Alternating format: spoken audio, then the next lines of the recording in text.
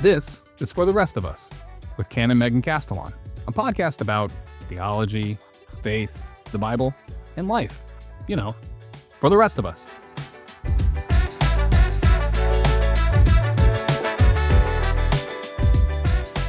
Well, hello, hola, bienvenidos a la For the Rest of Us with the Reverend Canon Megan Castellan. That's as international as I think the show is going to get. Possibly more. We'll try another time, maybe. Yeah.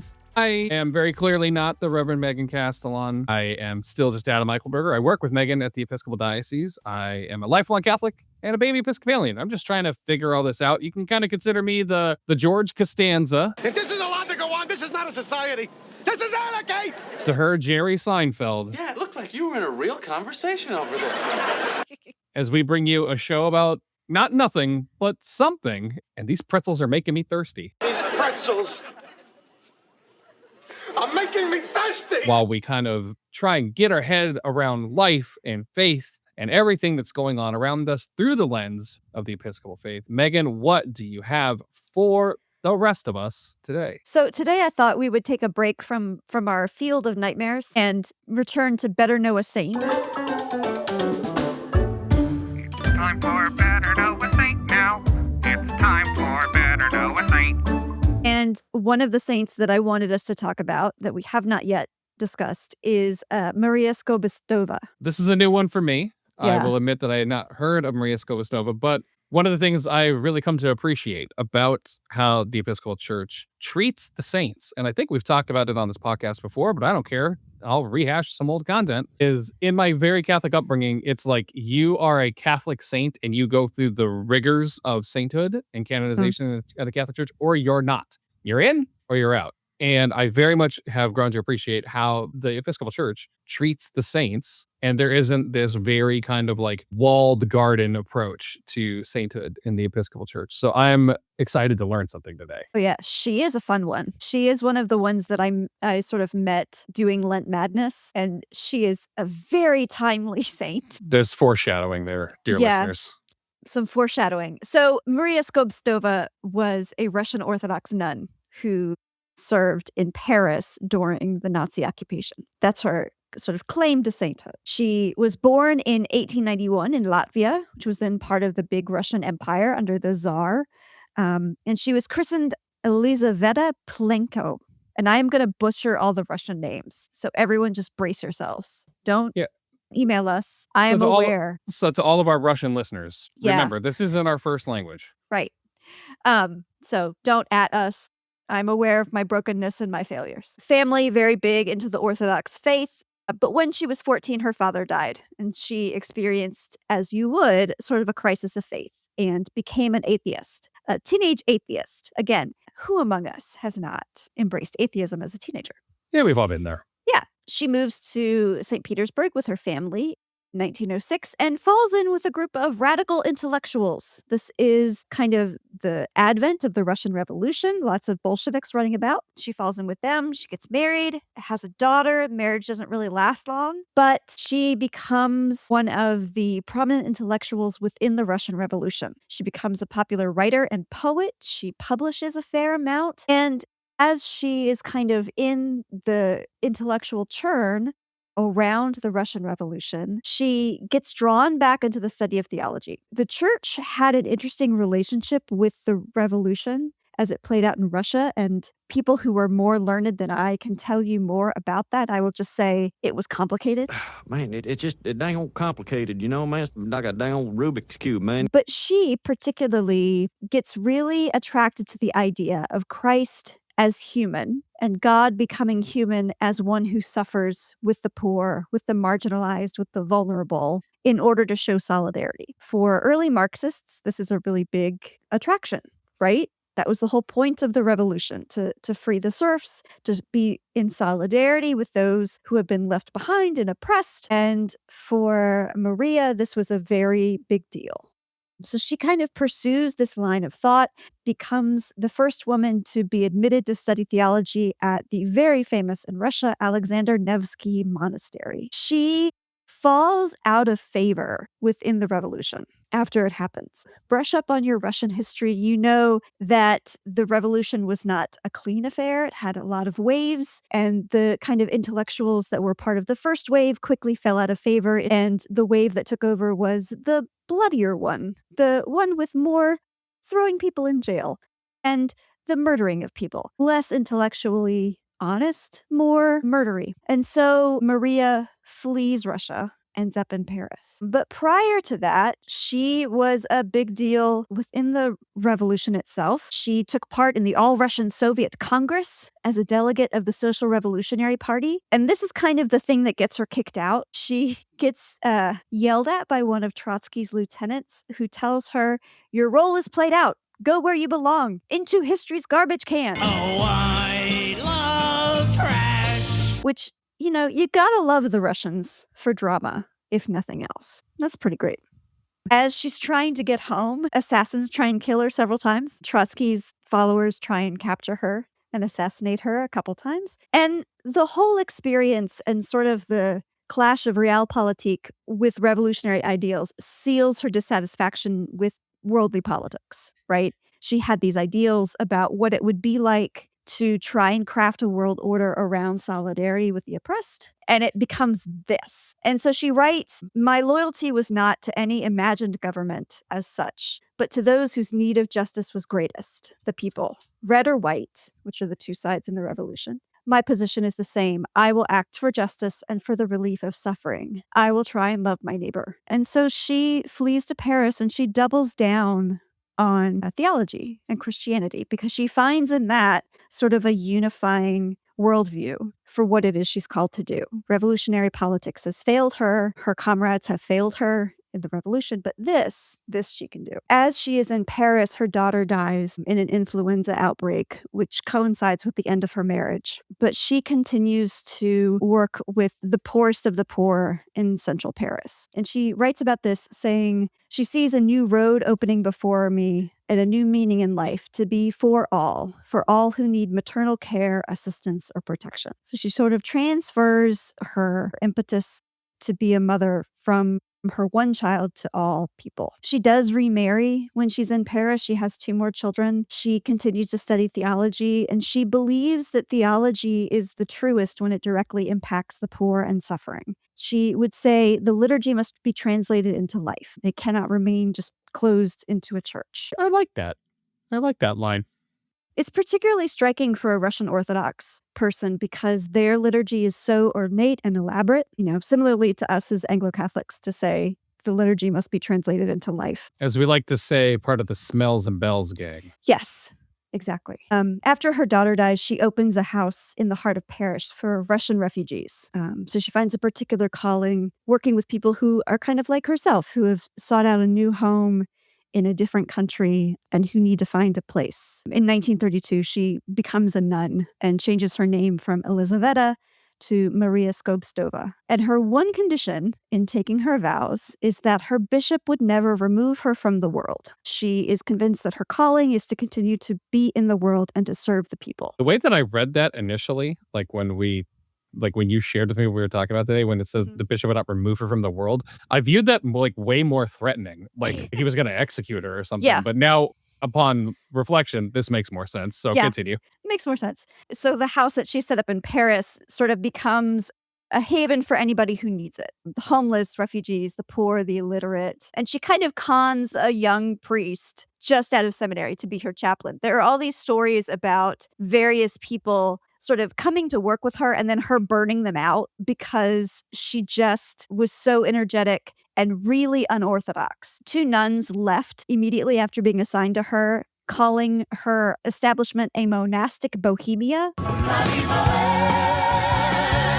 which is a really great phrase. The Russian Orthodox Metropolitan of Paris said about her later, "She was a very unusual nun in her behavior and her manners. I was simply staggered when I saw her for the first time in monastic clothes. I was walking along the boulevard Montparnasse, and I saw in front of the cafe on the pavement there was a table.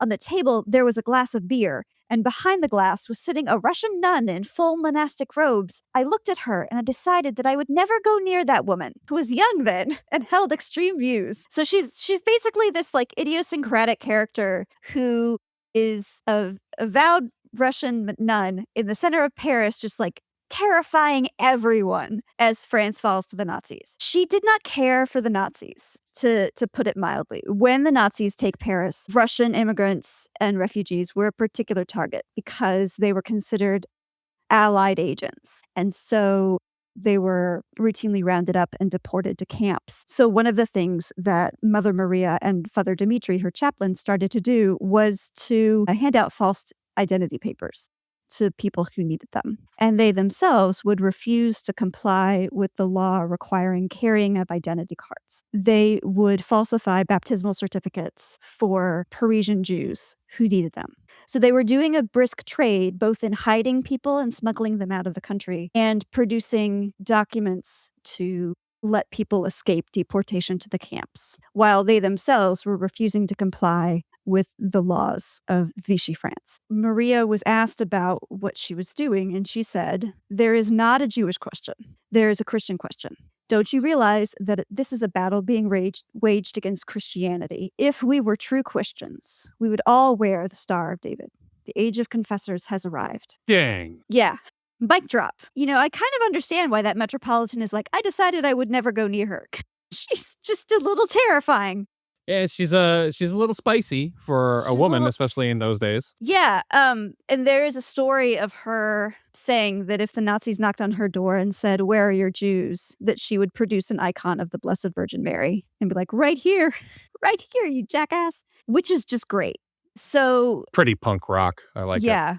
What ends up happening to her is that they are turned in and they're arrested by the Gestapo in 1944 and deported to Ravensbrück. And accounts of their final hours are unclear. She was either chosen for the gas chamber or volunteered to go in someone else's place. What we do have, however, are accounts from people who were with her in Ravensbrück and talk about her continuing to minister to people and be a source of comfort for them. We even have someone's embroidery that they managed to do in Ravensbrück and smuggle out. But she died a martyr and a confessor in the camps after being very clear that her call was to continue to resist the forces of fascism and evil and to continue to save the children of God. So today, she is pointed to as an icon of what it is to side with the vulnerable and the marginalized, particularly against government forces. And her icon has become, again, popular for perhaps reasons that are now obvious. So she's a really great one. She's not actually on the Episcopal calendar of saints, but she's very popular in particularly Orthodox circles. I mean, don't get me wrong.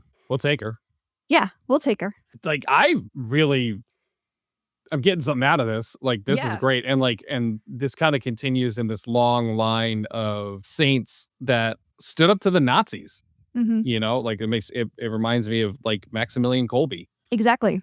I mean, and it is worth remembering, and here I go back to our field of nightmares. For all of the heroes that we lift up from this period, it is worth remembering that the vast majority of people within the church were not able to be heroic and could not find themselves. And so the danger of people like Maria Skobtsova for us is that we take them as more of a example of what it was to be Christian then, instead of an exception to the rule. But her bravery and her clarity about what it was to be Christian, I think, are vital for us. When she says, "This is the age of confessors. This is the age of martyrs. This is the time for us. It has come for us. And if we knew what we were about, we would all wear the star too." I think that kind of clarity was rare, but it's important for us to hear today. Oh yeah, absolutely. Especially like when we see injustice around us on every side. Yeah. Like, this is the kind of life we're called to as people who say that we're Christians. And it's great that we have these kinds of examples or heroes or role models, whatever you want to try and prop them up as. But the really hard thing, and this is a more me thing, listeners, so don't like think that I'm imposing this on everyone, is it's really hard for me to get my head around living that way, about taking up that kind of work, because I'm gonna be real, that's scary as hell. Yeah. Yeah. I mean, I don't want to go to a camp. Like, I would prefer not to. How about no? All things considered, I would just as soon not. But also, there is the story. I couldn't source it correctly, but there is the story that when she was being interrogated, they kept asking her questions. She just kept holding up the crucifix. And they asked her where she was hiding the Jews. And she said, I'm not hiding them. And she just held up the crucifix and the guard hit her. Which again incredibly badass. Yeah. And incredibly costly, particularly when you consider that the Nazis were explicitly doing what they were doing under the cover of the church. Yeah, and we've talked about this And we've on the talked about this. podcast that there was this kind of reorganized church in that region of Europe that spread from Germany. There was a state-centered church, and so many of the prevalent churches that were there in the region prior to this were being squashed and held down, whether it was the Roman Catholic Church, parts of the Lutheran Church, the Anglican Church, the Orthodox Church were all being squashed in favor of this kind of state-backed church, and they're executing all of this under the guise of Christianity. Yeah. So she wasn't just, fighting this kind of amorphous atheistic thing. She was fighting people who claimed to follow the same Christ that she did. Well, yeah, and I think that it did within her what it should be doing within all of us, which is setting off a bunch of red flags. Like there should be alarm bells ringing when we hear this kind of stuff, when we see this kind of stuff, when we encounter this kind of rhetoric. That should be alarming to us as Christians. Yeah. If your Christianity doesn't make you a kinder person, more loving, more empathetic to all people, then you're probably doing it wrong. Time to take a good look at what it is that we say that we actually believe and who it is that we actually believe in. Now, so this one has been extremely good for me. And listener, I hope that this has been extremely good for you and maybe stirs up a little bit of something inside of you when you see everything that is going on around you. Now, here's what I wanted to do, because normally we get recommendations from Canon Megan about things because she's a priest and we trust her opinion. But here's the one thing I wanted to ask for you, because you brought this up on multiple occasions on this podcast. Okay. You talk about like your March Madness of saints. Yes. Okay, remind us again, what is it called? Lent Madness. That's right, Lent Madness. Do us a favor and drop the link. Where can we actually find Lent Madness so that we can participate? Because like this is something that's interesting to me, and I want to be able to get involved in this. And I don't know. I mean, obviously, it's probably not running right now because as of recording this is July. So where do we go to actually find Lent Madness? So Lent Madness is found at www.lentmadness.org. It is a ministry of forward movement, and it is a whole world unto itself. Now is actually a great time to put in your suggestions for saints for the upcoming season, to order your bracket posters, and to make other suggestions to the two bracket czars of Lent Madness who might or might not take them under consideration. They run a lovable tyranny over in that neck of the woods. But yeah, once Lent kicks off, you will be able to vote once a day and join in the fun. Yeah. So absolutely go to lentmadness.org. Check it out. Yeah. So definitely go check that out. And hey, listeners, do us a favor. On your way out the door, make sure you smash the subscribe button. Leave us a review. Leave us comments, because one of the things that we love is when you tell us what's on your mind, and we can talk about that here on the podcast, whether it's a topic you want us to cover, whether it's a question you want to ask Canon Megan. I'll answer a question. I don't know how good that answer is going to be, but I'm happy to do it. And also, if you're looking for more listening that's just like this, if you go to cnyepiscopal.org/dio-cny-podcast, that's dio-cny-podcasts, we've got more stuff you can listen to. We've got 3 podcasts on a whole network that you can check out, listen, and share. Thank you so much, as always, for joining us. Check out some of the podcasts on the CNY Podcast Network, and we will talk to you again next time for the rest of us. Hooray! Thanks for stopping by and checking out For the Rest of Us with Canon Megan. If you like the show, maybe subscribe, share it with a friend, leave us a review, and we hope to see you again next time. For the Rest of Us is a production of the Episcopal Diocese of Central New York.